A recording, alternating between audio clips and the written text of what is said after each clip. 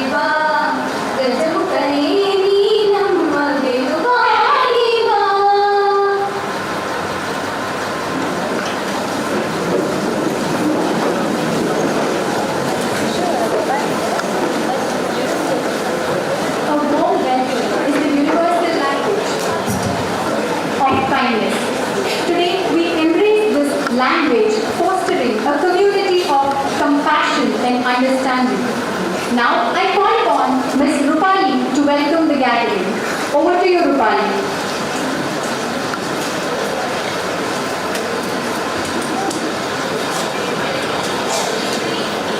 Good afternoon, everyone. It is a moment of great joy and pride to welcome you all to this delightful program of Budget Analysis 2025.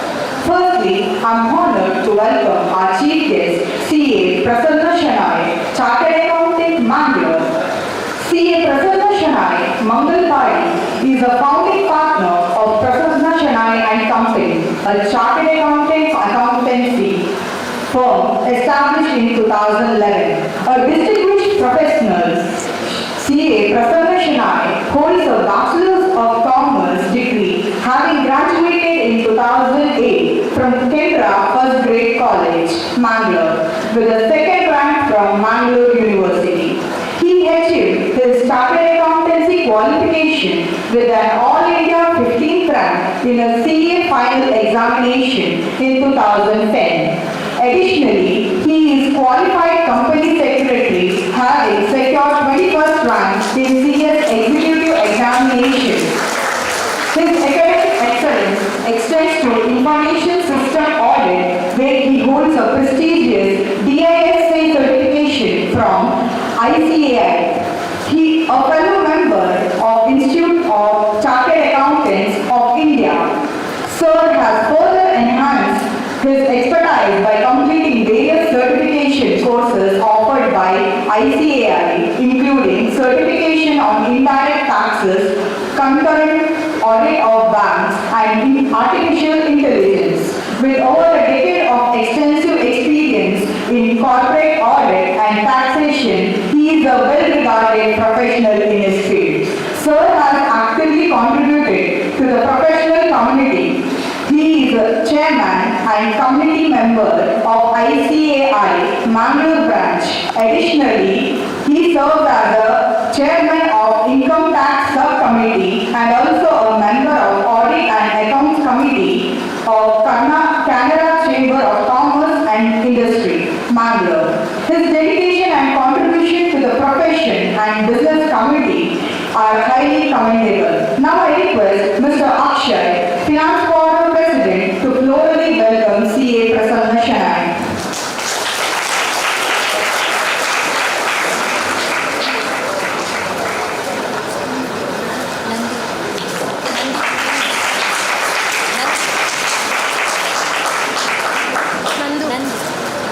We welcome you, sir. Next, I extend a warm regard to Dr. Venkatesh Ami, Dean, Institute of Management and Commerce.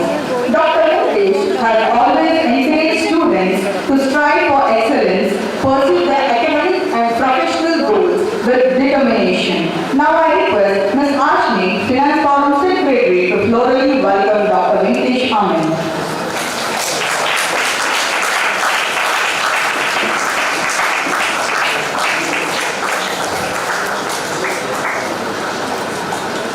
We welcome you, sir.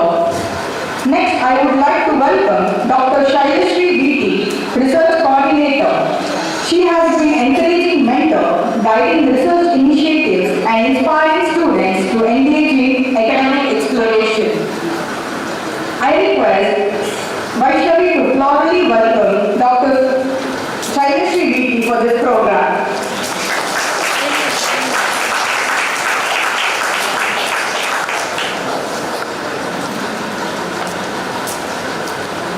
I also extend a warm welcome to Dr. Kaveshri, Head of MBA Department, Institute of Management and Commerce. Her leadership and commitment have played a vital role in academic success of our department. Welcome, ma'am. I would like to welcome Professor Srinivas, Head of Department, Institute of Port Shipping and Logistic Management. He is known for his dedication and efforts in building a strong foundation for his students. We welcome you, sir. I would like to welcome Dr. Nikita, the program coordinator for this program. He has been instrumental in executing this event. We welcome you, ma'am. I also take this opportunity to extend my warm regards to the teaching and non-teaching staff, students and everyone present here today. Your presence and contribution make this program even more special. Thank you.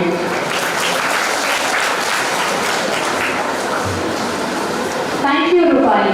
I feel delighted to welcome you to this program. Asatoma Sadgamaya, Tamasoma Jyotirgamaya, which means light leads us from ignorance to knowledge and from darkness to light. Now, I request the dignitaries on the dais to to light the lamp and embark the journey of this delightful program, Voice of India Budget Analysis 2025-26.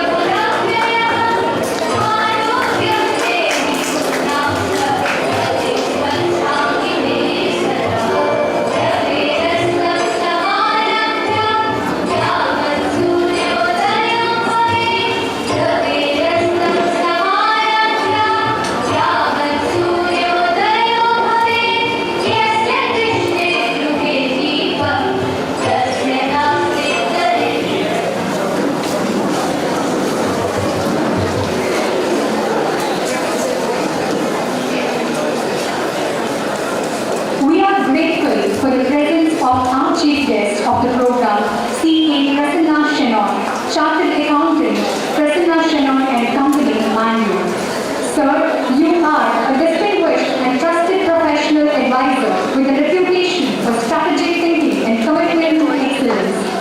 Now, I request CA Prasanna Shenoy to disseminate the inaugural address. Over to you, sir.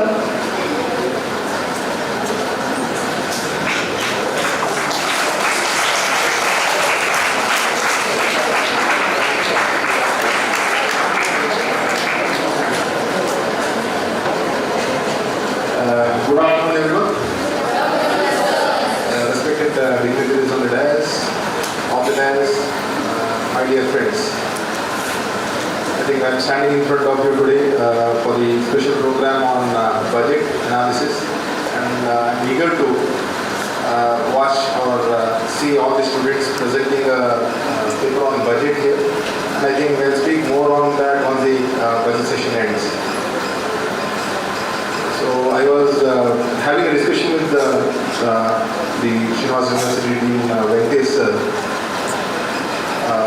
before commencing this session.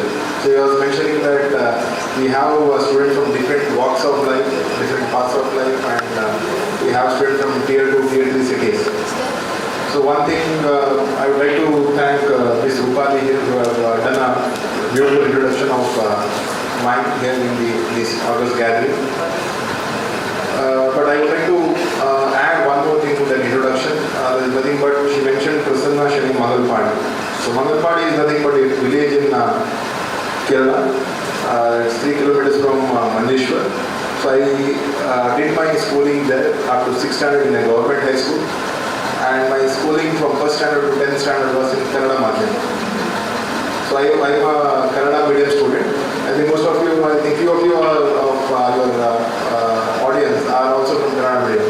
So there is not what I wanted to focus is on, it is not a barrier to achieve anything in your life. So Kannada medium, being in a Kannada medium, should not be an excuse. Should put more strength or should put more efforts to achieve more in your life. So coming to the budget, I think how was the budget? Is good, bad, one word? Awesome. Yeah, it is. So we were attending this budget session in Kerala Chamber of Commerce, being a member of income tax subcommittee, and I think almost 60 to 70% of the budget was done. We were just searching what budget beholds for the Mangalore as a city or Karnataka as a region. So we were just analyzing how better the Kerala Chamber of Commerce can do from this budget. But at the end of the day, I think what matters for everyone is the personal income tax, right? So most of them were happy because Nirmala Madam gave an exemption of 12 lakhs as from the taxation limit, and that one sentence made the entire budget turn around. So until that moment, everyone said this budget is not going to give a positive impact on those things, because initially she mentioned the income tax bill will come in the next week, so I'm not going to say something about the personal income tax, all those things. So our expectations went shattered there. But at the end of the speech, she started speaking about the personal income tax, and she mentioned about the 12 lakh exemption. That one sentence made an entire difference. So ultimately, matching our expectation was difficult because as a member of chamber, we had a representation of increasing the threshold from 2.5 lakh to or 3 lakh to 15 lakh. So it has been increased to 12 lakh. We should welcome that move because it's a biggest step that government can take, because they are putting away 1 crore taxpayers out of that tax bracket itself. So that is the biggest move, because what is the percentage of taxpayers who are paying taxes in India out of the population? Hardly 3.5%. If you add corporates also, it doesn't cost 5 to 6%. So considering that percentage, taking away that 1 crore is a big number for government. So they have done that bold move. So it is our responsibility to do. Give something back to the government now. So ultimately, we have to focus on what are the initiatives that may be available for us as a citizen of this government, citizen of India, and use the initiatives or regularities available in this budget. I think a lot of initiatives are available for MSME, startups, agriculture, and a lot of other initiatives are there. So we need to explore that and try to achieve, so that we can also contribute to the economy of India. So with these few words, I'm eager to listen to your presentation so that I can gain more knowledge and experience from your presentation. So thank you.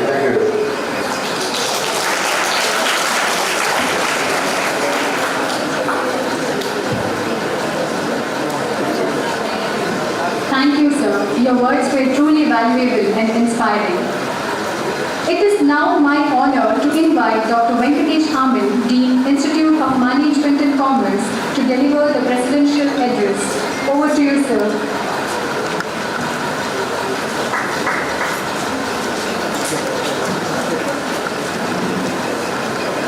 Good afternoon, one and all gathered here to listen to the Budget Analysis 2025. Respected Chief Guest, CA Prasanna Shenoy sir, Chairman Income Tax Subcommittee of Kerala Chamber of Commerce, respected Dr. Kaveshri, respected Dr. Shaileshri Madam, respected Dr. Nikshita, respected Professor Sagar Srinivas, my dear fellow colleagues, faculty, members, and my dear students. Indeed, I was reading the words of what Anand G. Pai, the President of Kerala Chamber of Commerce, spoke about this budget. It was very interesting. He said, I quote, "The budget reflects the government's commitment to fostering economic growth, supporting key sectors and enhancing the ease of doing business. The budget emphasizes the 4 engines of economic growth: agriculture, MSME, investments and exports, alongside a strong commitment to reforms. The theme of Vikasit Bharat aligns with aspirations of business and citizens aiming for balanced and inclusive growth, as said by Anand Ji, by President Kerala Chamber of Commerce." It's true, the budget is reflecting very strong in terms of manufacturing, for manufacturing sectors as well as agricultural sector. There are a lot of income tax reforms, tax deduction at source adjustments, national savings schemes withdrawals, there has been modifications, extended tax filing deadlines, that has been new thing, new income tax bill, agricultural credit enhancement, pulse production mission, Makhana board establishment, research and development investments, Prime Minister's research fellowships, and many more. There has been a rise in the defense budget to a large extent by 9.5%. So there has been a lot of changes which are going to happen over a period of time in sectors like electronics and EV incentives, shipbuilding, ship repair, trade and facilities, measures, leather industry, etc. So this particular program, Voice of Young India, is basically to come out with thoughts and ideas that can change the whole process. I was listening to one of the views of Subramanian Swamy, who keeps giving his ideas and thoughts, who is part of the current government. So Subramanian Swamy says if he becomes a Prime Minister, somebody asked him a question, if you become the Prime Minister, what is the major budget reform you are going to do? And he said, I am going to abolish income tax. That was the statement he started saying. So suddenly somebody asked, what is the difference between, why is the Indian rupee is 84 compared to a dollar? Why is dollar so costly? He said it is because of the trade and because of the government relationship. Actually, it is not more than 8 rupees. His statement was so innovative and very inquisitive in terms of understanding how an economist can go in depth in dwelling various thoughts and future of India. So there are many things that we can discuss today. I'm sure students have come out with a lot of presentations. We are first years also sharing the program today. We have this Voice of Young India, which is one of the oldest, the forums that we are participating. I think Madam Shaivishree, Madam knows it very well, and it's been the theme for the budget analysis. Whenever there is a budget, the next day we would have analysis in our college. Last year we had C.A. Anantesh Prabhu, who was the president and owner of Aruna Masala, who was the chartered accountant, who was the president of Canberra Chamber of Commerce. He was the chief guest for the last year's program.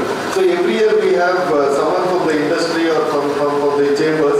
We are coming and talking, sharing ideas with our students, and students coming out with their ideas.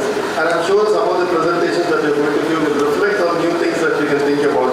Probably this particular program of budget analysis should be a memorable one for your lifetime, because whenever you are in the industry, you need to look forward for the budget that is going to come, and then you should see how it can connect to your company in which you are working and your personal self, how it can improve yourself. So there are many points to discuss today. I hope the theme for the program, Voice of Young India, will reflect your voices and your thoughts. So with those keywords, I would like to end my talk and then move on forward for your session. We have a live streaming happening here today, so I'm sure many students who wanted to see this program also can see online. That's available for everyone. Thank you very much, and thank you sir for being part of our program and to be with us too. Thank you.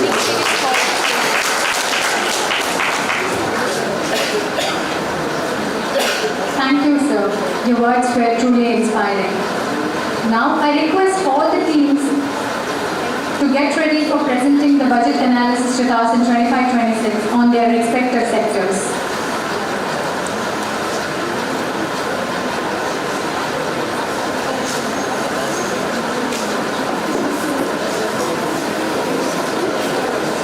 I request Dr. Kaveshri, Head of the Department, IMC, to escort the dignitaries off the dais.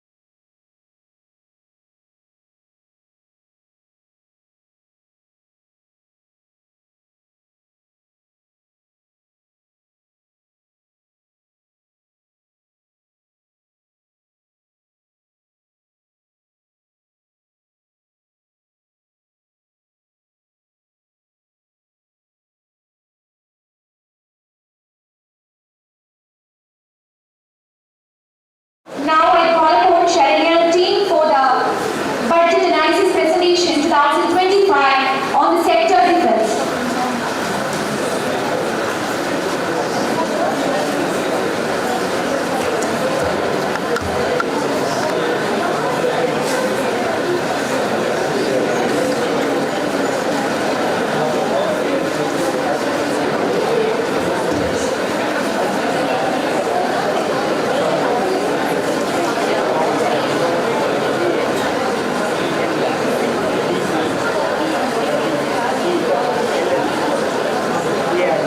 Good afternoon everyone. I am Sharanya and today we will be talking about India's defense budget for 25-26. Each year a big part of the country's budget goes to defense sector. Defense is very important for keeping our country strong, safe and both inside and outside. Why defense is spending increase in 2025? Defense sector spending is increasing all over the world and 2025 has been the highest spending yet. The reasons are rising global tensions, new technologies and security concerns. India is increasing its defense budget to protect the country and stay prepared.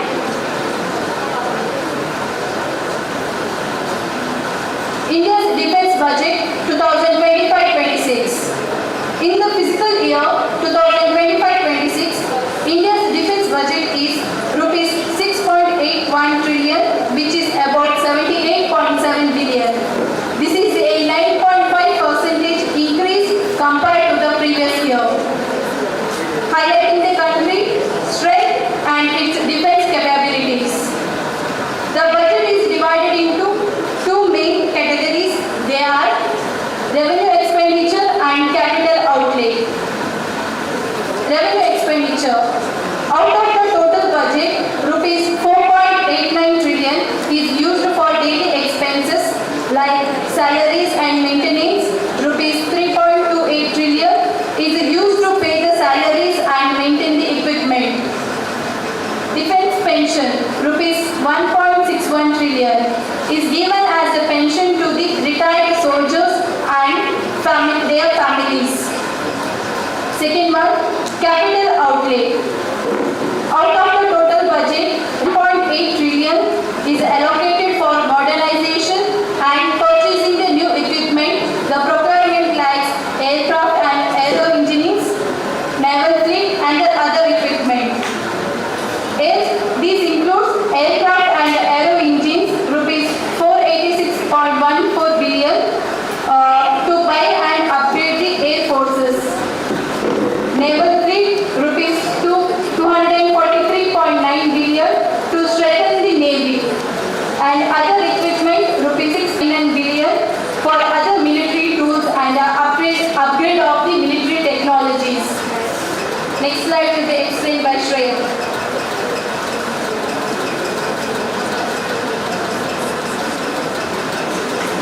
We look at the highlights of the Union Budget of 2025 and 26. The defense budget of fiscal year 2025-26 is set as rupees 6.81 lakh crore, making a 9.5% increase in the previous year's allocation of rupees 6.2 lakh crore. Rupees 4.88 lakh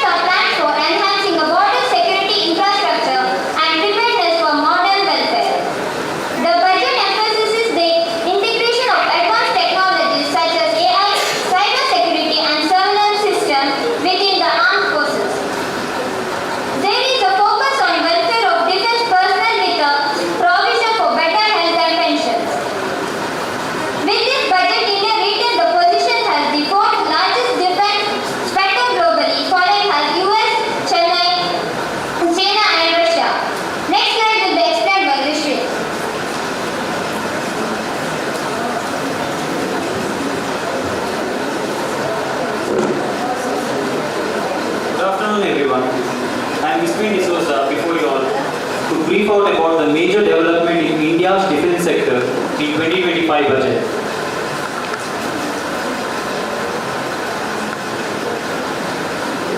So first let's look at the increased budget allocation, that is more money for defense sector. The total budget allotted for the defense sector is 6.81 trillion, which is $78.7 billion, and it is 9.5% increased than compared to the previous budget of the year 2024. And high manpower cost. A big part of the budget, that is 4.7 trillion rupees, is used for the salaries and pensions, taking up to 69% of the total budget allotted for the defense sector. This leaves less money for buying new weapons and equipment.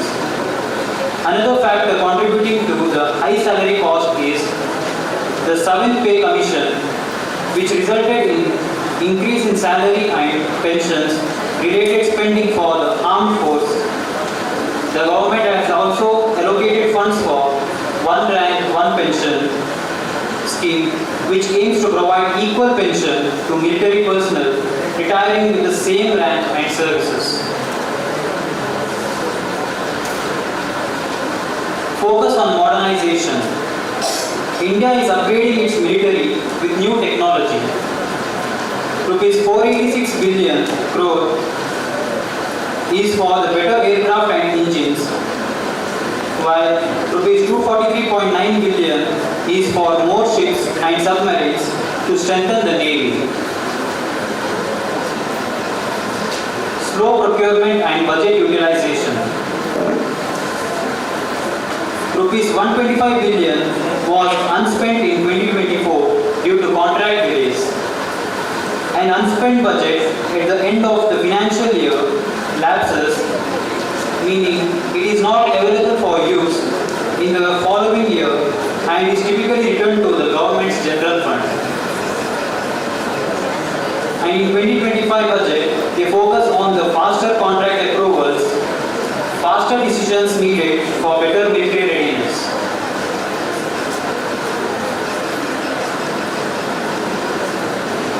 Push for indigenous defense manufacturing.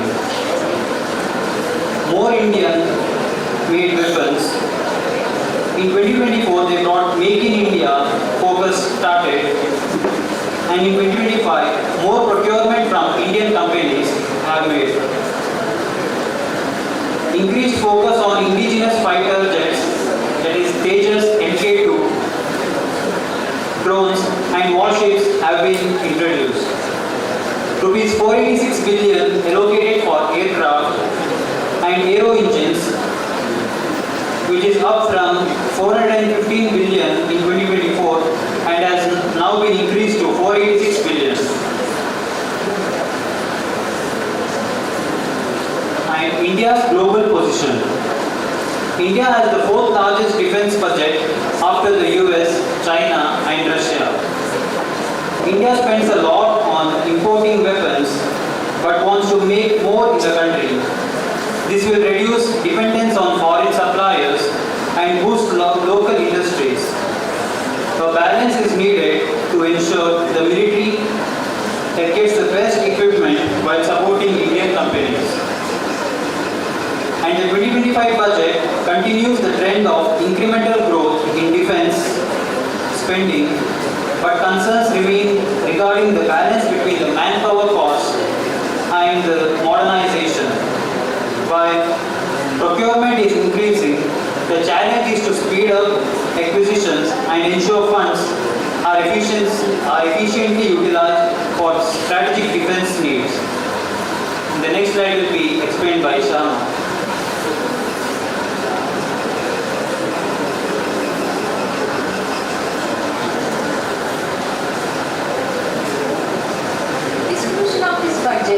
The distribution of India proposal 2025-26 defense budget rupees 6.81 trillion is as follows. The capital expenditure 1.80 trillion is allocated for capital outlay, a 4.6% increase from the previous year.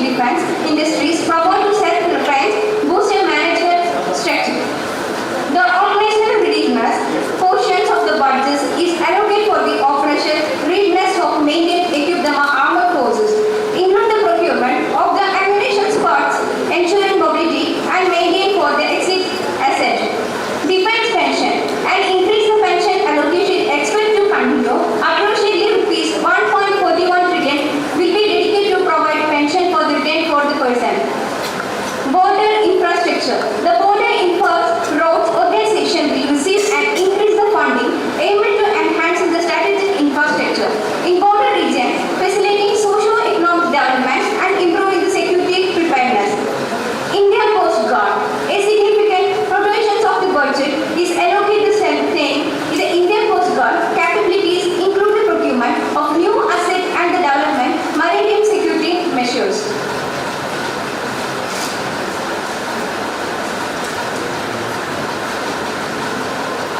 Good afternoon, everyone. Now I will explain why India's defense spending has been increasing. You already know in 2022, 10% defense is increased from previous year. In 2023, it will be 10% increase from the previous year. And next in 2024, 4.79% will be increased from the previous year. Then in this year, from current year 2025, it is 9.5% will be increased from the previous year. Now, why it will be increased from one year to this 1 year to next year? First factor is security challenges and border tensions. Ongoing tension with China along the line of actual control and with Pakistan along the line of control necessitate higher defense allocation, increase the troop deployment and infrastructure development in border areas requires more funding.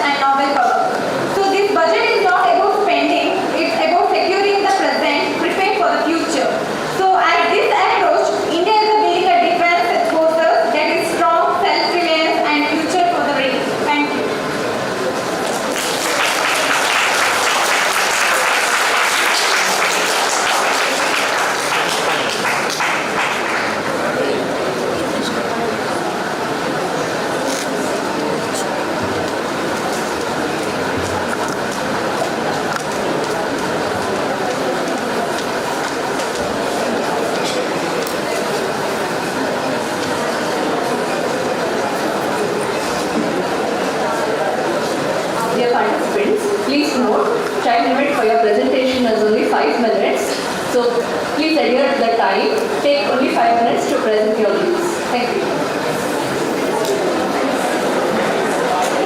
Thank you, Shalini and team. Now I welcome Vijay and team for the budget analysis presentation 2025 on the sector tourism.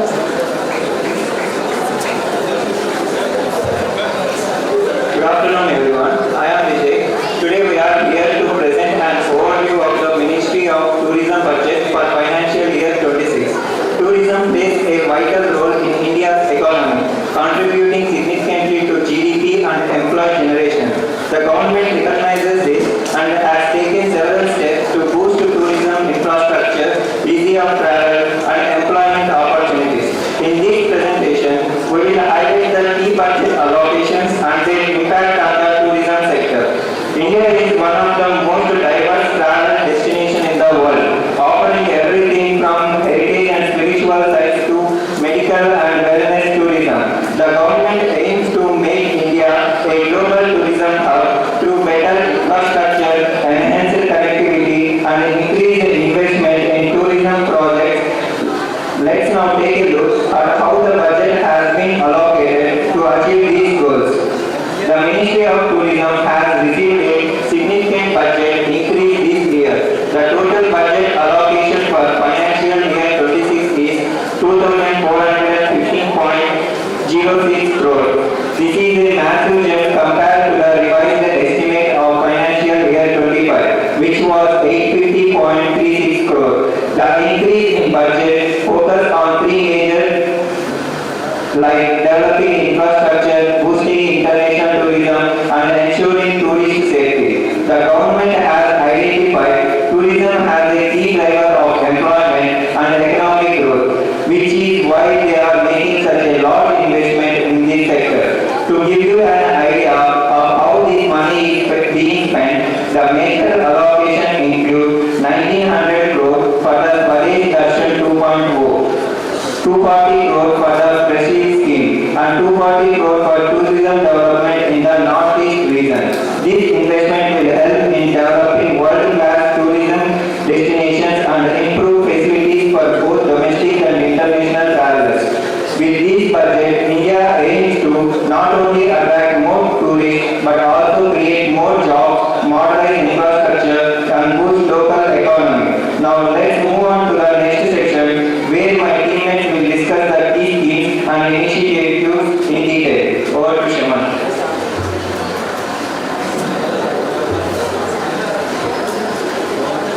Let's take a look at the key scheme that will drive India's tourism.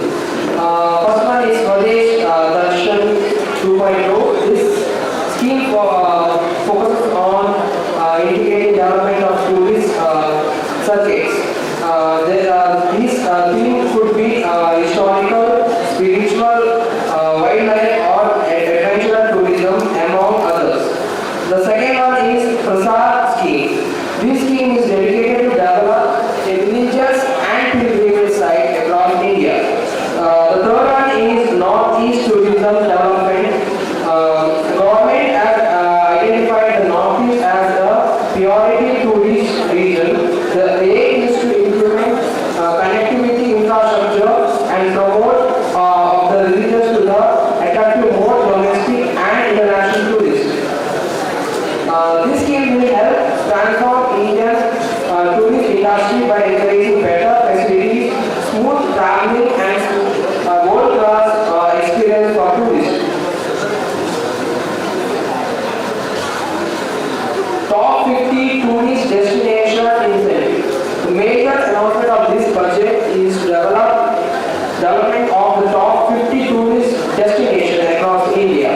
This initiative will be implemented in a partnership with state government using a challenge mode approach. To make this destination world class, the government is also giving infrastructure status to hotels in this area. This means that the hotel will get able to get loans at lower interest rate to expand and upgrade their facilities.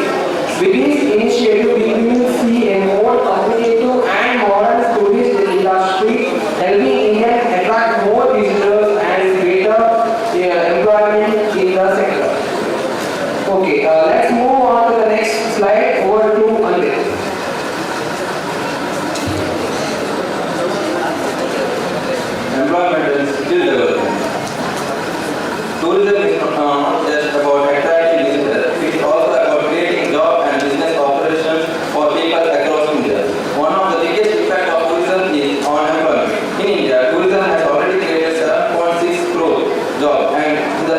number is expected to grow further with new investment. To train and upskill workers, the government will expand hospitality management institute and offer intensive skill development program for youth. This will ensure that India has a high trained workforce in hotels, tour operations and travel management. In addition, small business operation will get benefit from Mudra loan for homestays. This means the homestay owner in rural and urban area can get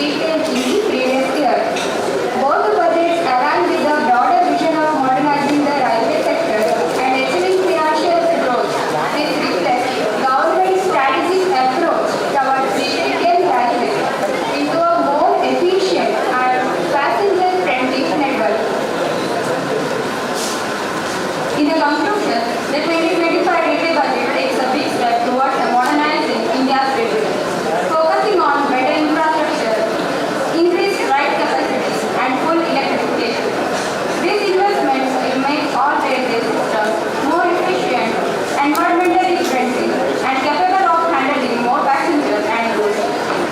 The push for a high-speed rail and modernization project shows a vision for the future, aiming to improve both travel expenses and economic growth.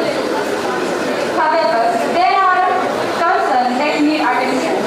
The reduction in the passenger amenities funding could affect the traveler comfort. The lower investment in a freight corridor might slow down our progress in making a good transportation. Additionally, while public-private partnership can bring more funding, our reliance on them, especially for a massive project like bullet trains, raises the question about long-term feasibility and financial risk. In the end, the 2025 railway budget is a strong step towards the modernization and efficiency. But for it to truly succeed, it must also balance infrastructure growth with a better passenger service and careful financial planning. Investing in technology and expansion is important, but the heart of the railway system remains the people who use it every day, ensuring the railway system benefits everyone. Thank you.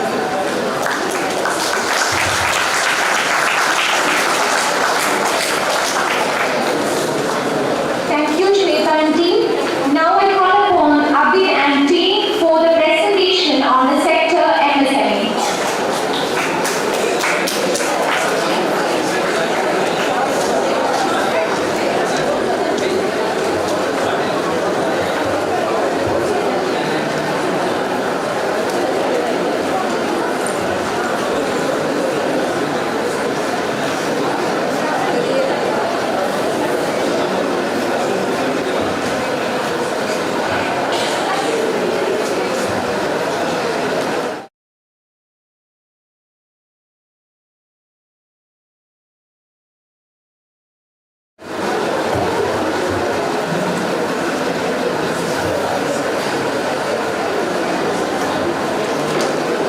A very good afternoon to you all. India's budget serves as a blueprint that influences the growth and sustainability of the MSME.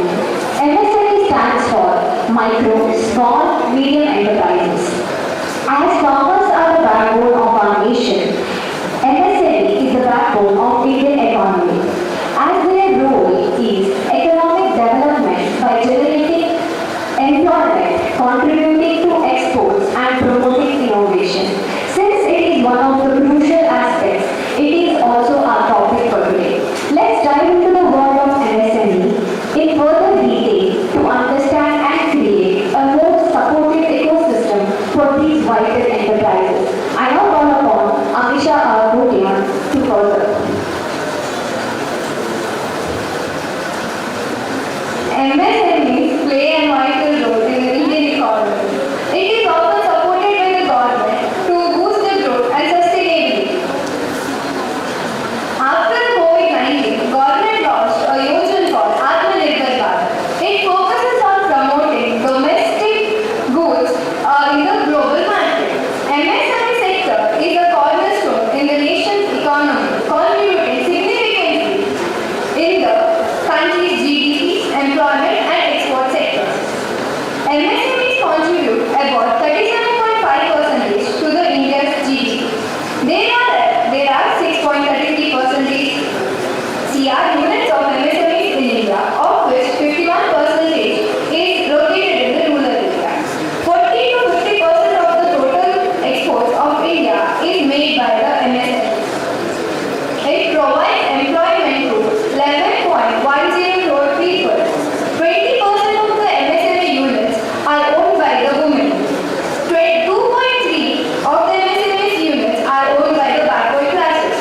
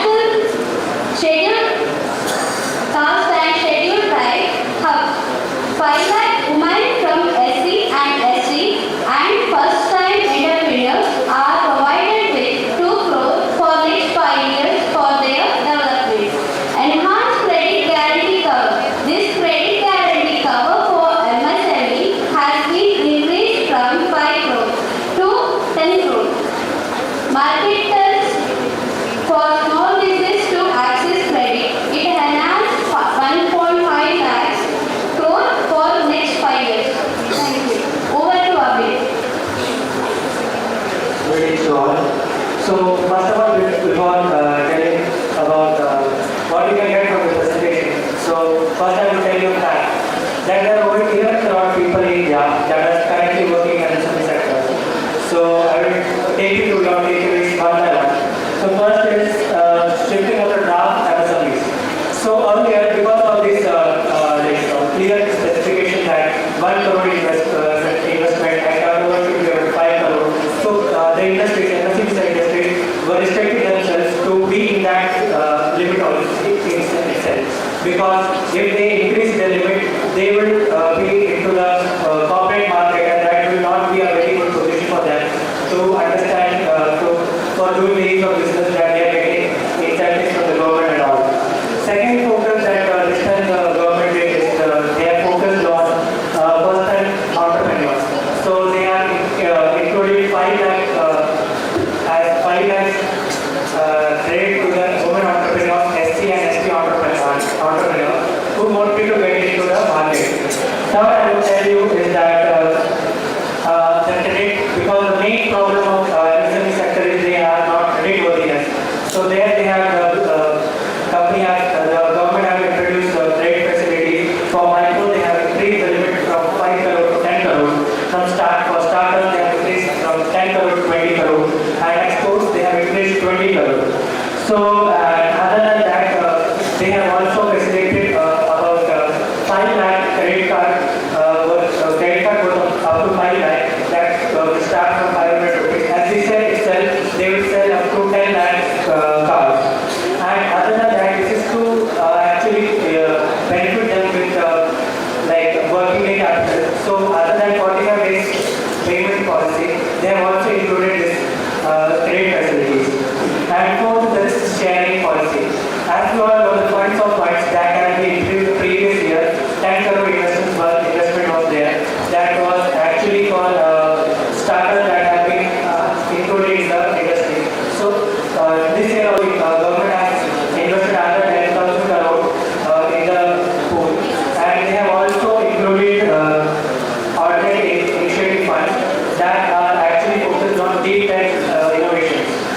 Then government has also focused on industry-specific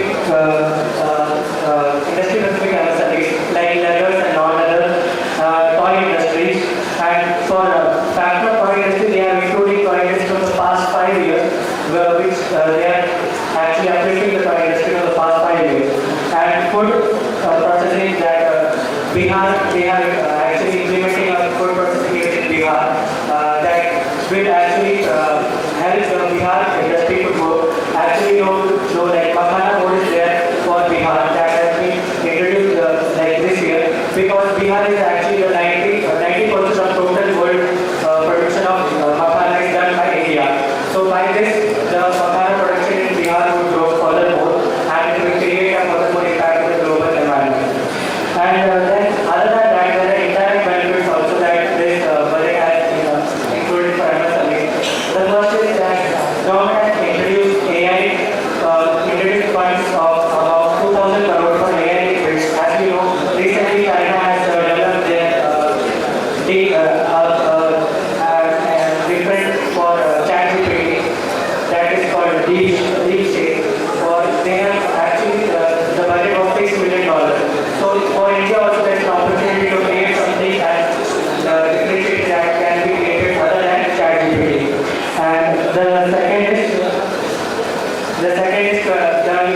the income slab has increased to 12 times.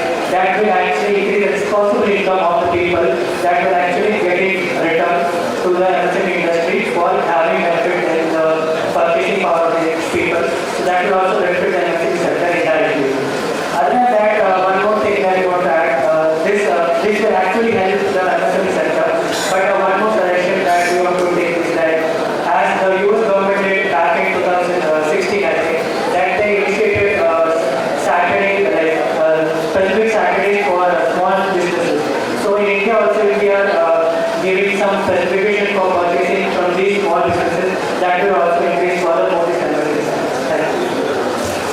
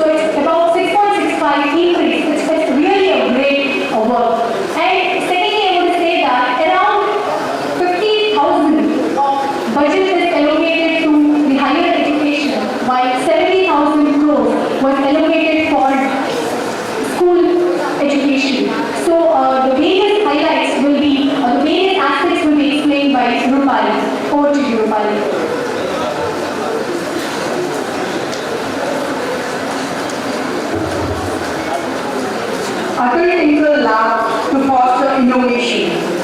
Analytical Labs are an initiative under Atal Innovation Mission by IITIO, aims at fostering creative curiosity and innovation among school students for grading 6 to 12. The government plans to establish 50,000 Analytical Labs in government schools over the next 5 years. These labs aims to nurture curiosity, scientific thinking and innovation among students. Bharatiya Bhasha Pustak Scheme for Digital Learning. The Bharatiya Bhasha Pustak Scheme is a government initiative introduced in Union Budget 2025-26. It aims to provide educational books and learning resources in Indian regional language in digital formats for both school and higher education students. IIT infrastructure expansion. The student capacity at 23 IITs has doubled over past decades, growing from 65,000 to 1.35 lakhs. Additional infrastructure will be developed in 5 IIT establishments after 2014, creating space for 6,500 more students. IIT Patna will also see expand hostel and campus facility. National Center for Excellence for Skilling. Building on last year's initiatives, 5 national centers of excellence for skilling will be established. These centers will collaborate with global experts to design curricular, train instructors, develop a skill certification framework, and conduct periodic reviews.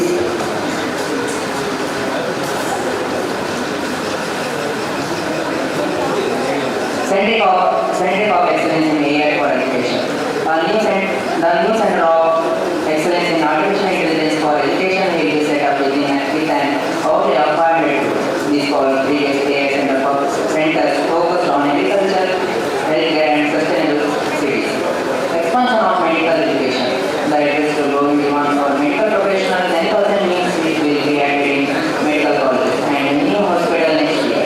Contributing to the target of 25,000 additional seats over 5 years.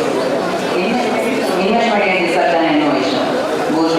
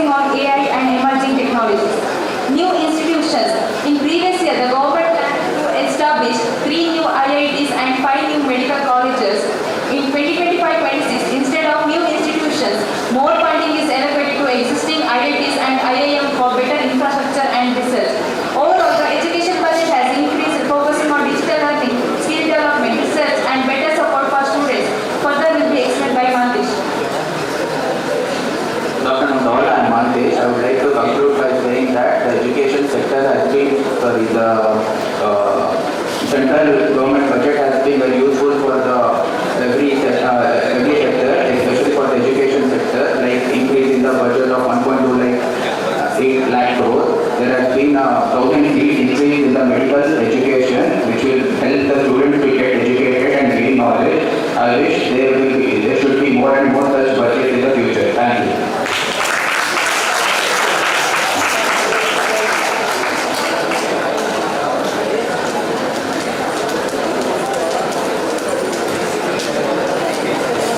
Thank you, Jeevan Aunty. Now I would like to welcome Yadu Krishna Aunty for presentation on the topic urban development.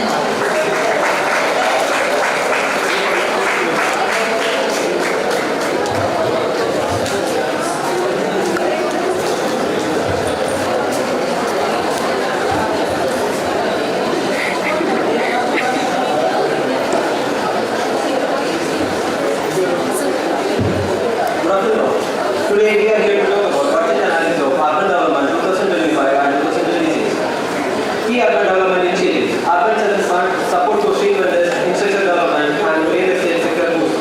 Urban Challenge Fund. The government has set aside a huge fund of rupees 1 lakh crore specifically to improve our cities.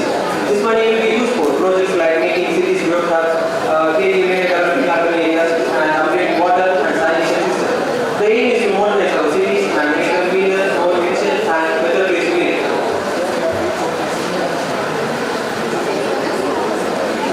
Support for street vendors. The PM policy, which already supported more than 68 lakh street vendors, is being enhanced. Under the new plan, street vendors will have better access to backgrounds, receive UPI credit cards with a rupees 30,000 limit, and get training to help improve their businesses. This will help boost their income and support the overall urban economy.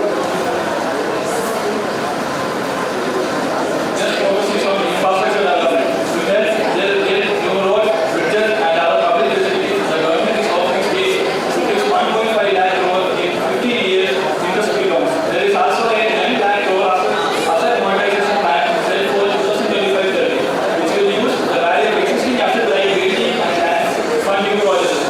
These measures are designed to make it easier for states to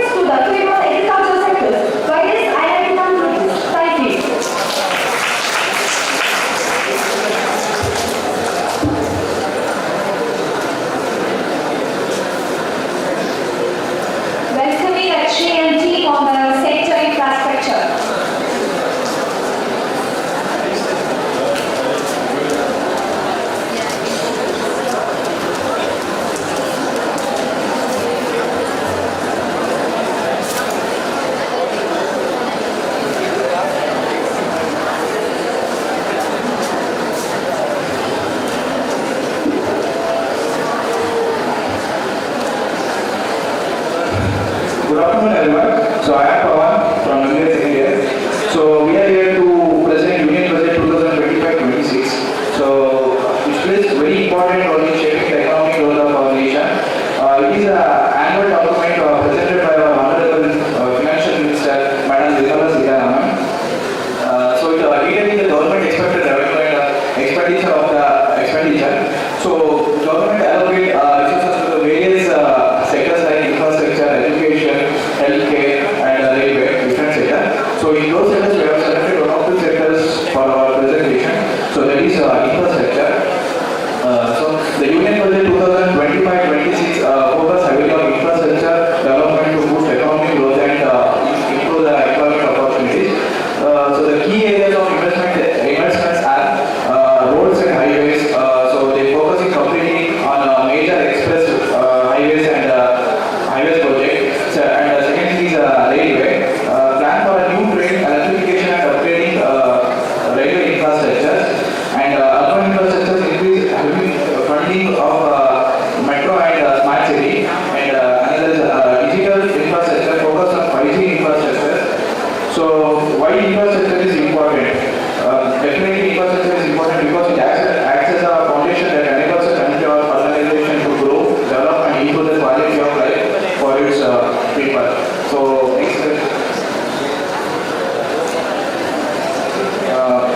role of infrastructure in economic development. So first one is supporting industries and business to grow. And second is creating more job opportunities for people, including trade and investment by making transportation and communication smoother. Enhancing the quality of life by providing better facilities, developing rural areas, making better connect to the solution, increasing efficiency and reducing cost in various sectors. So now I will Akshay to explain this slide.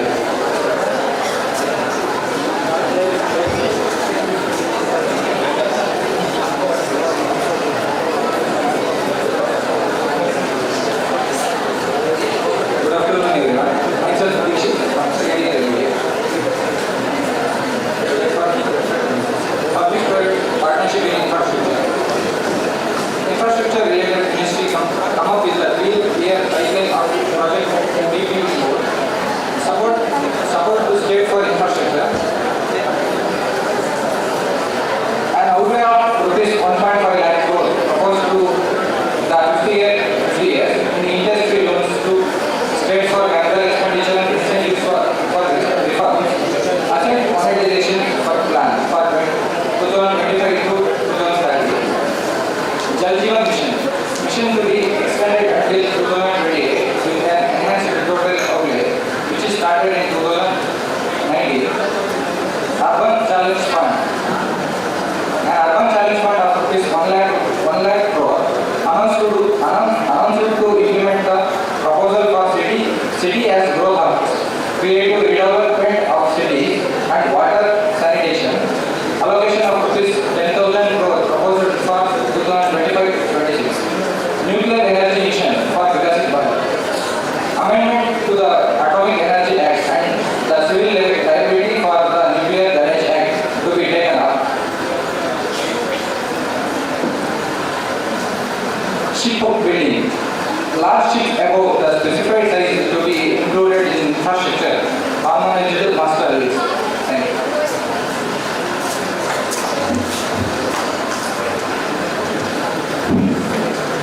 Maritime Development Fund. This is allocated with 25,000 crores to set up within the 48% which is contribution done by the government and 51% done by the ports and the private sectors to the regional connectivity scheme where one-way destinations and carry 4 crores passengers in the next 10 years which supports regional airlines which can be used by the all average incomes. And Greenfield Airport in Bihar. Greenfield Airport announced in Bihar in addition to the expansion of capacity of Patna Airport and Brownfield Airport at Bihar. Western Coast Canal project in Mithilanj. Mining sector reforms. Swami Fund which is allocated with 15,000 aimed at completion of another 1 lakh dwelling units. Dwelling units refers to the housing units which is contribution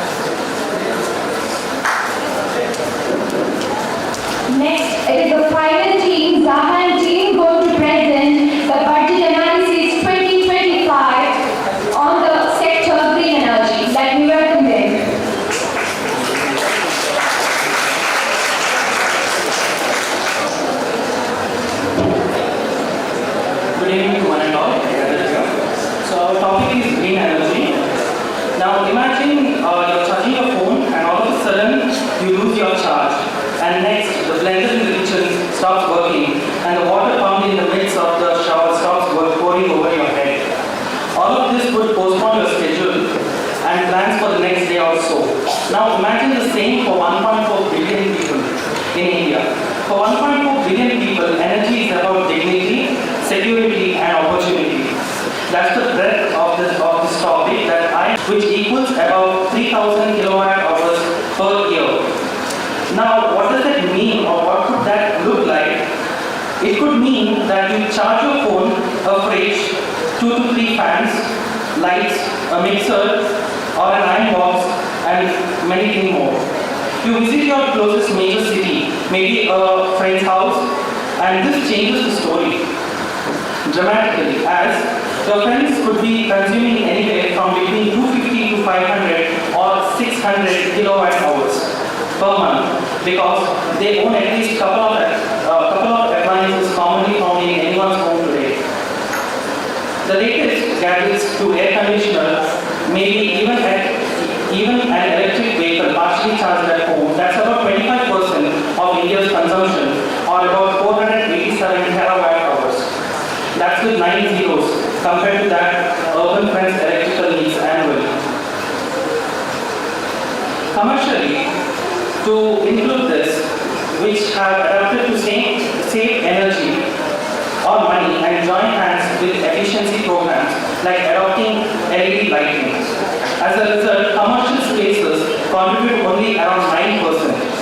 Altogether, that's about 1,949 terawatt hours, enough to power about 70 crore urban houses in India.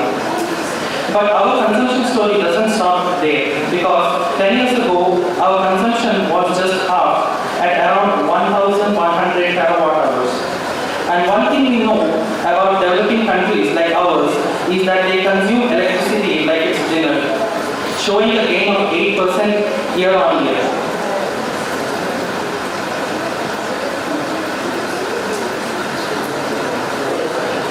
But our question is, where does it come from?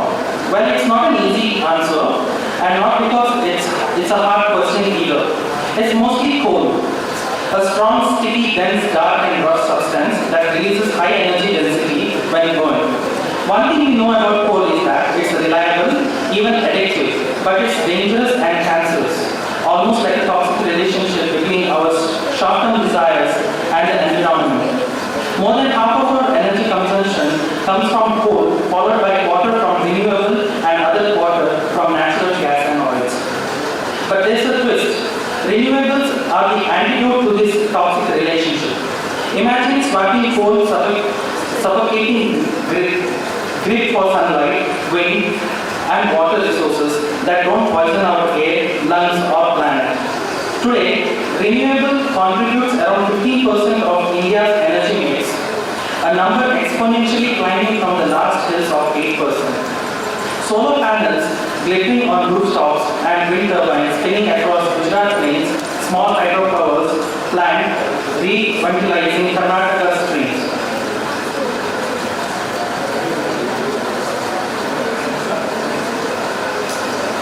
So the startup, the government hinted green bond letting global investors bet on India's sun, which Chinese panels flooded market India, putting $3.2 billion to establish homegrown products. As we praise ourselves for the achievement we have conquered, you might be asking yourself globally, where do we stand? I'll call upon Arjun to continue the next.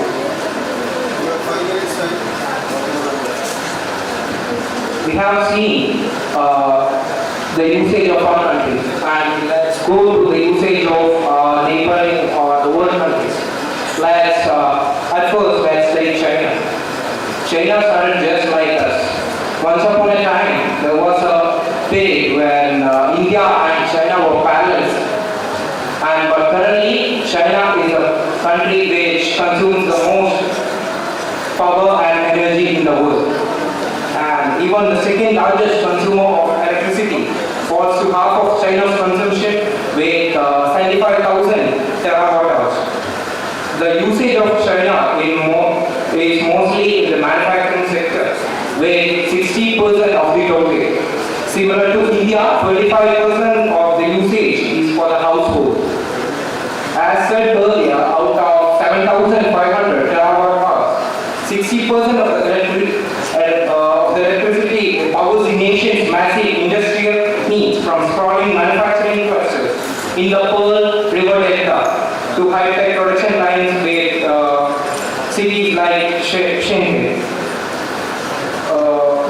country's EV sector, minus the transformation, government mandate subsidies, and local manufacturing giants like BYD and NIO have made widespread of EV adoption, further supported by aggressive green manufacturing programs.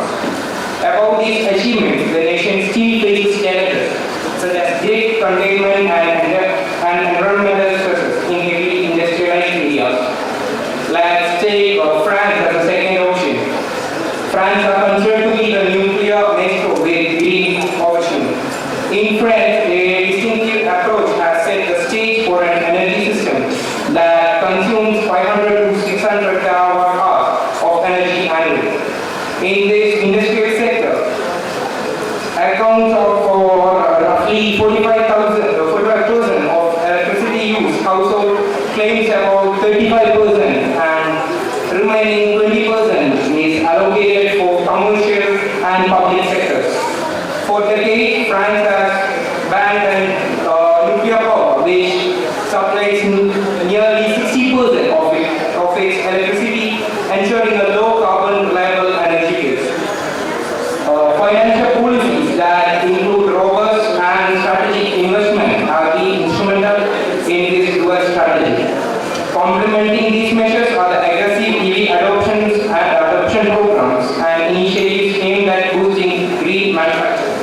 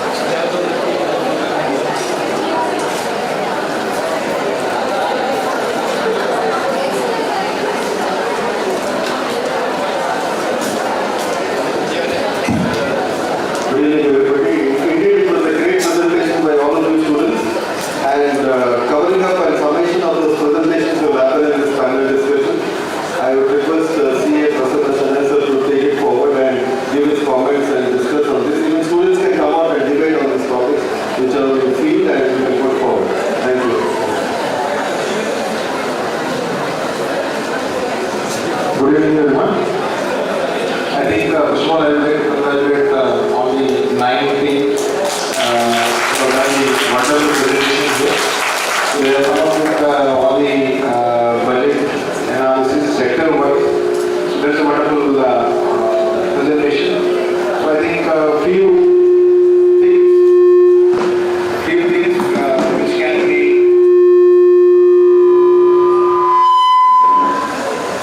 few things that presented which can be improved is we need to have a in-depth knowledge of budget when you present, but I cannot expect it from a college student because they need to have more time to do the research. But what I found was there was a lack of team coordination and was same topic they were presenting twice or the team was not coordinated enough. The second thing was about timing. I think the organizer have allocated 5 minutes as a time for presentation. They have exceeded in most of the places. So these things, when you come into the industry, these play a very vital role in success of our presentation.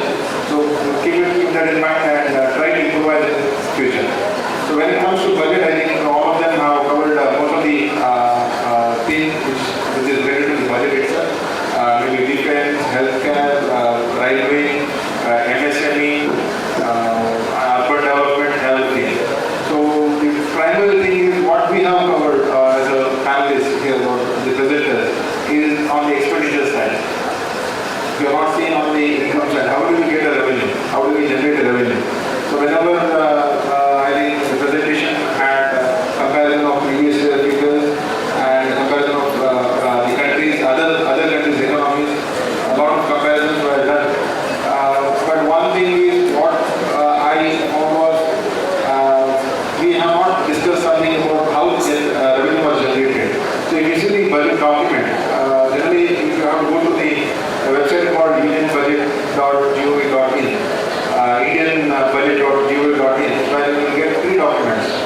What are the 3 important documents? One is the finance bill, one is the budget memorandum, one more is budget highlights. These are the 3 documents released by the Government of India through Press Information Bureau. So these 3 documents, if you look into that, because most of us will generally go to Google and get information directly from the Google because it is not relevant, or I can say it is not accurate. So we have to get information from our authentic website, the Government of India website, where all comparison what we have done today in the presentation, everything will be covered over there. So if you see the budget highlight document, there is a simple document containing around 10 to 12 pages. It covers all the sectors, the statistics, comparison, percentages, everything.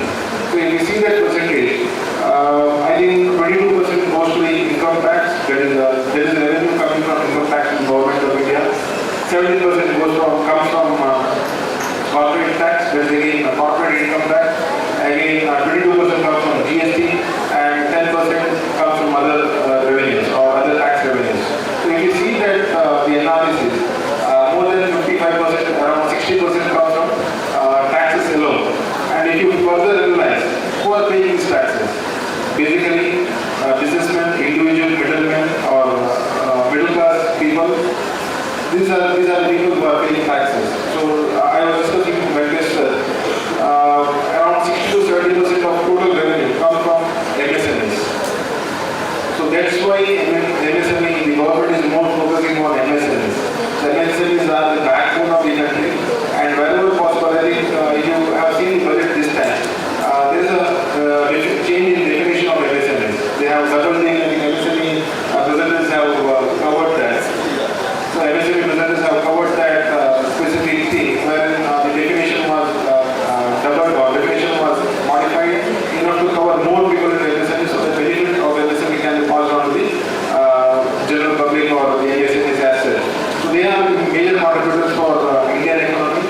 Out of those taxes, we are doing all this expenditure, the sector-wise, maybe defense, maybe railway, maybe healthcare, everything. So the rest of the 30% comes from the individuals or middle class employees or who are paying taxes on the salaries.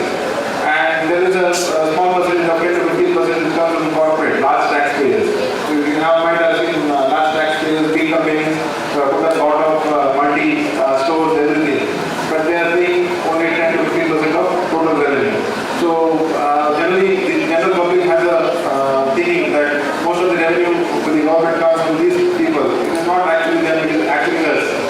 MSMEs, the middle class employees or salaried people who are paying more to the government, and this budget is getting out of that revenue. And moreover, we are only 3.5% of the total employees or total population, wherein we are contributing majorly into the economy of the government of India. So we should be always proud, feel proud as a taxpayer. Whenever I think you are students now, once you qualify and become or get a job in the industry, I think you are going to be the taxpayer. So when you pay tax as a salaried employee or a businessman, you should feel proud that you are one of the taxpayers who are contributing to the economy of the government of India. So this is my case. I think if you have any questions, we can discuss now. So, it is my name is Raghavendra. So I want to ask actually the definition has been changed from 1 crore to 2.5 crore. So but this, the definition was established back in 2006. So after, from there, when there have been inflation rates have been there. So is it like apt for the pricing, the cap, is it apt for today's, according to the price inflation and all of it? I think there has been multiple revisions. Earlier it was the MSME definition started from 25 lakhs. Then I think it went up to 15 lakhs, 1 crore. Now we are in 2 crore. So there has been continuous revision in the MSME definition over the year. And considering inflation, I think everything has to go up. Right? So we cannot expect government to increase the limit of investment or turnover based on the inflation, because there are multiple factors which are involved in this definition or while deciding this factor. Probably inflation is one of the parameters which may have been considered. Other than that, I think a lot of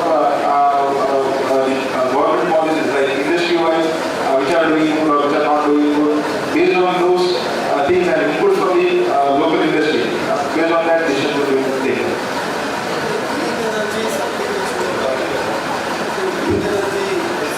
You were talking about, and we wanted to focus more on that. If you can highlight something. See, India's today's consumption is about 2,000 kilowatts per hour. That is a massive number. We are like among the top 5, top 10 countries in the world that require this amount of electricity. And 10 years back, we had 50% less usage, around 1,200 terawatts. So we compare ourselves with China. If you have seen the numbers with China, that is 7,000 terawatts of electricity per person. They have the most modern infrastructure in the country right now. You can go in and drive an electric car, you can do the best things in your life for it. So you mean to say government should have done more on that area? Sure. Based on the budget. As for the research and development, China does. That's 56 billion. Our research and development bill that what was announced was only 22,000 crore. That is a massive difference in how we should proceed ourselves. Because India as a country, in 10 years, we will also be in the same position as China. So the programs that are there, they are good, but they are not enough. For example, 20 gigawatts per, this year we added to 20 gigawatts and in the capacity, renewable generative capacity. Meanwhile, China has done 3x of what we have. 3x of the previous.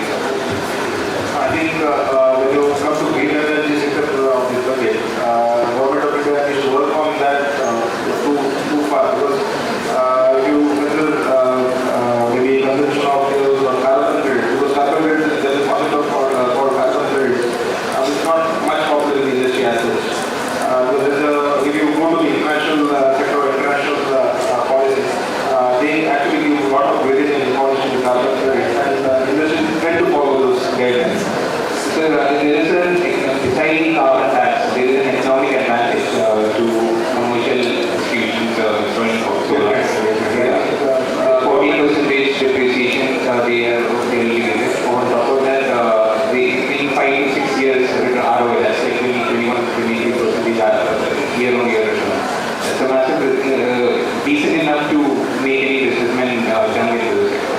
But the issue is there is a lack of awareness among the industry. Since it's like a private thing, private entities which are promoting the whole program, there is enough awareness, but I do not know what the, for example, in Kerala, there is lack of land.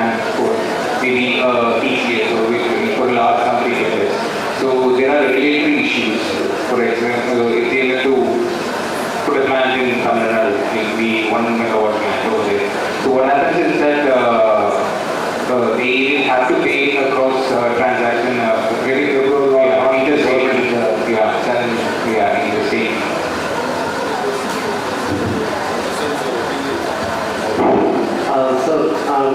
Whether you think that this time budget is favor or not, just because the reflection of budget is not seen in the stock market. The capital market or the stock market did not connect with budget at all. Because I think this is the second time when stock markets are kept open when the budget was happening. Earlier what used to happen is they used to close the stock market so that the budget would impact the stock market as well. Major thing what I noticed in based on my experience is retail investors are the one who are going to lose in stock market if they invest based on the budget. You see the budget, I think first 16 minutes or first 45 minutes, the capital market was flat. Only when the 12 lakh exemption was announced, that started deviation started. And one more thing, I think there was some discussion on healthcare sector also. There is some benefits were announced. But if you see the stock price of healthcare sector, they are actually coming down. Should not have been the case. It should have been diverse. It should have been increasing. But so there is no direct connection between budget and the stock market assets. So it all depends on the perception of the retail investor.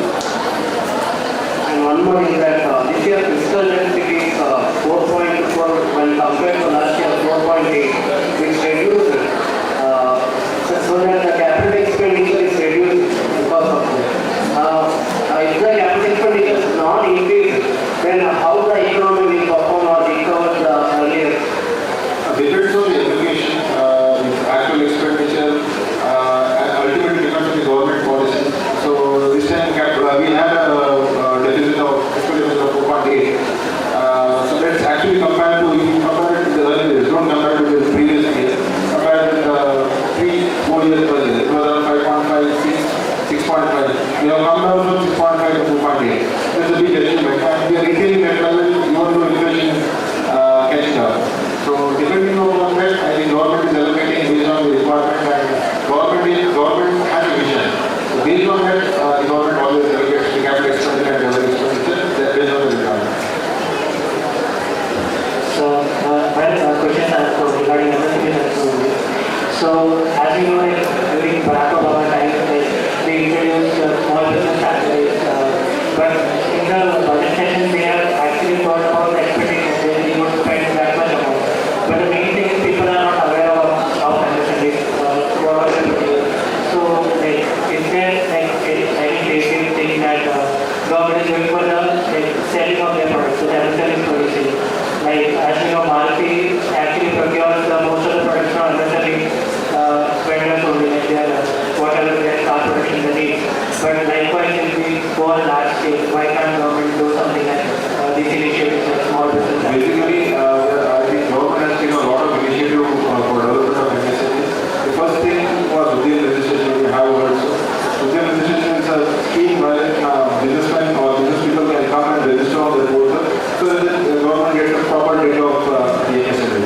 Once they are registered on Udyam portal, they have access to a lot of things, maybe accessing for the government data or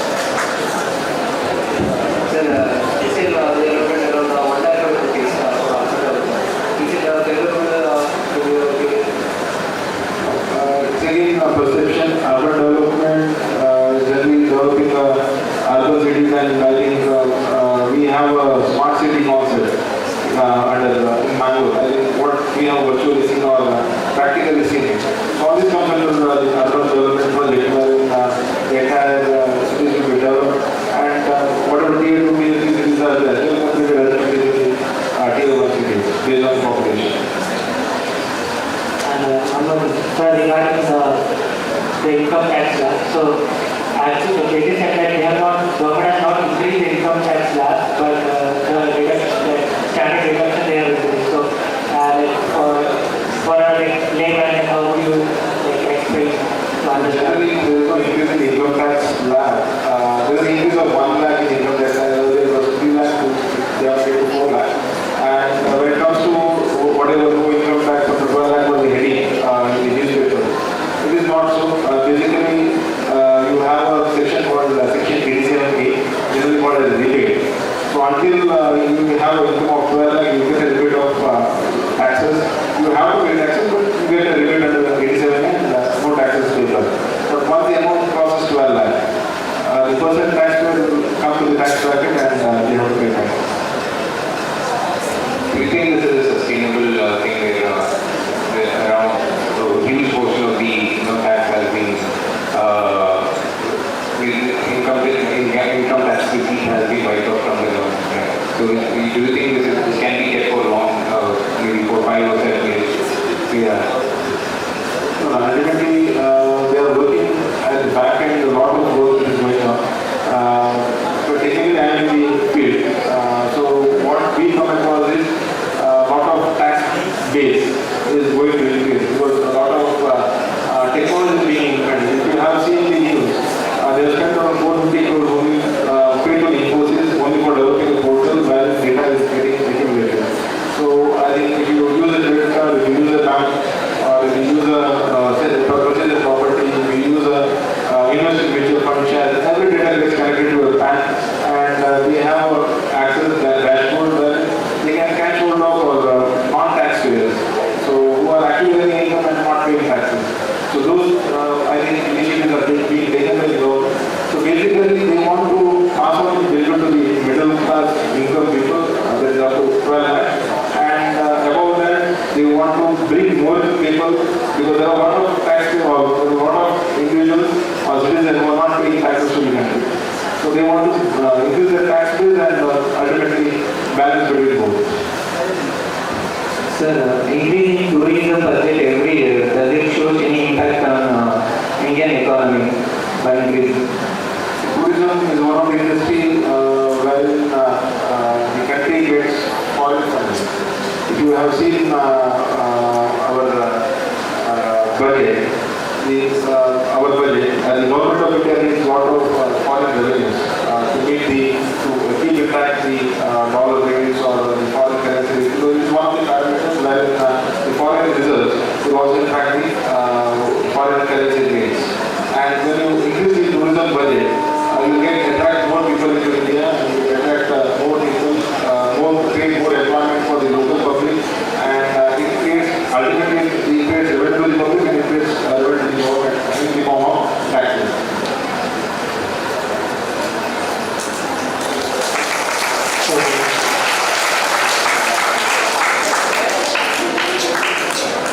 Program is Voice of Young India, Voice of Your Voice. Any questions in the audience you can always ask. And it's open for discussion and I hope if you have any questions you can always ask, otherwise we can end the discussion. One last question, okay. So there was a notion that the budget was actually oriented more over state of Bihar or more rather than the state. So do you think the same? Last year, if you have seen the finance in 2024, the budget 2024, more accurate or more partiality was toward Andhra because the elections had happened. Now if you see certain partiality is there for Bihar and Andhra. So there's always a political connection between the central and state, whereas they try to balance these things between the state and central. We cannot evade that, we cannot say that it is wrong. However, depending upon the state government initiatives, I think even our state government, Karnataka or Kerala state government, actually approach the central government regarding these proposals because they are very proactive. government, I think government will take necessary actions in this area. Thank you very much, sir, for your in-depth analysis. And since our students are, it is their individual thoughts and their voice that they express here. I think we'll continue with the next process of the agenda that we have.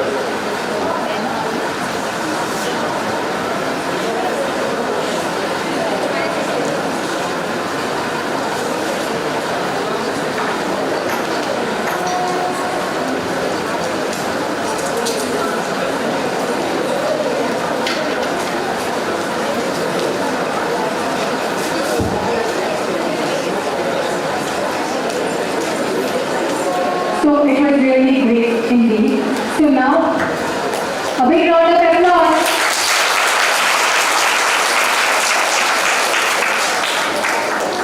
So here we come to the end of the program.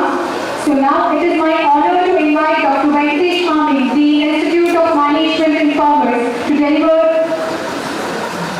the memento to our esteemed chief guest, CA Prasanna Shenoy, as a token of appreciation and gratitude.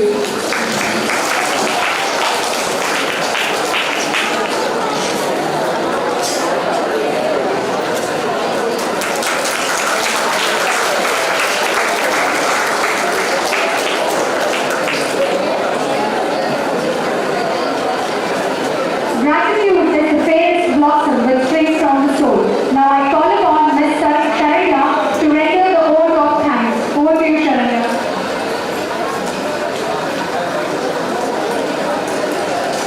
Good evening, everyone. It is my honor to express our sincere gratitude to all those who have contributed to today's insightful session on budget analysis 2025. Firstly, I would like to thank our chief guest, CA Prasanna Shenoy, for taking the time to share his valuable insights and expertise with us. Your thoughts have greatly enhanced our understanding of the budget. Thank you, sir. A special thanks to Dr. Venkatesh Swami, the Institute of Management and Commerce, for his continuous support and guidance which made this event possible. Your encouragement means a lot to us. Thank you, sir. I would also like to extend my heartfelt gratitude to Dr. the Institute of Post Shipping and Logistics Management in our absence. We are also grateful to Dr. Professor and Research Coordinator in our absence. We sincerely appreciate Dr. Kaveshri, Head of MBA Department, Institute of Management and Commerce, for her leadership and commitment to academic excellence. Your support has been invaluable. Thank you, madam. A warm thanks to Professor Srinivas, Head of the Department, Institute of Post Shipping and Logistics Management, for your guidance